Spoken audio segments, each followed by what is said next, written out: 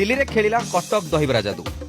देशर कोण अनुकोणरू आसीथिबा street food भितरे समस्तंकर मन मोहिला कटक दहीबरा। आ पाइला देशर 1 नंबर स्ट्रीट फूड रो मान्यता। 29 राज्यर प्राय 250 रु ऊर्ध्व फूड स्टॉल को नहीं दिल्ली रे आयोजन होइथिला स्ट्रीट फूड फेस्टिवल। एथिरे अंशग्रहण करथिले कटकर बाबुली। तेबे 250 खाद्य को पछरे पकाई बाजी मारिछि कटक दहीबरा।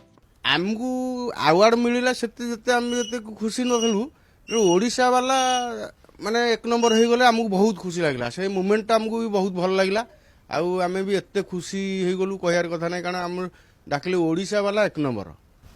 हाँ आम तो बहुत बहुत खुशी कहीं जेहेतु मो हजबैंड आज सारा भारत वर्ष रे अवार्ड पाई आछंती निजको बहुत धन्य मन करूँ कहीं आम साधारण गोटे दहीबरा आलुदम बेपारी आम केबे भी भाभी नथिलु एते बड़ अवार्ड आम दिल्ली सहर रु एमती एते स्टॉल भितरे दिल्ली सहर रु एमती अवार्ड पाई एते ना आमर डेभलपमेंट हबो बोली आम केबे भाभी नथिलु।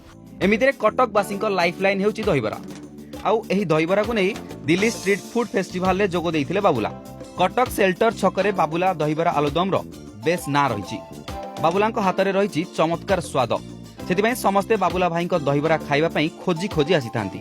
सकाळ उठिबा पर ही बाबुलांको आरंभ होई जाय दहीबरा आलुदम प्रस्तुति पर्व।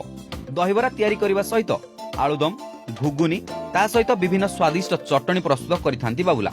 सभिंक प्रिय दहीबरा दिल्ली दरबार रे जातीय पुरस्कार पाइबा परे बाबुला जेतिकी खुशी तांको ग्राहक माने ताठू अधिक खुशी। सिल्वर सिटी कटक तार भाईचारा पई जेतिकी परिचित सेतिकी परिचित तार दहीबरा को नै। आउ एबे एही दहीबरा ही पुणी थरे सर्वभारतीय स्तर रे ओडिसा को श्रेष्ठ प्रमाणित करिछि। कटक रो विश्वजीत दास को रिपोर्ट द अर्गस.in।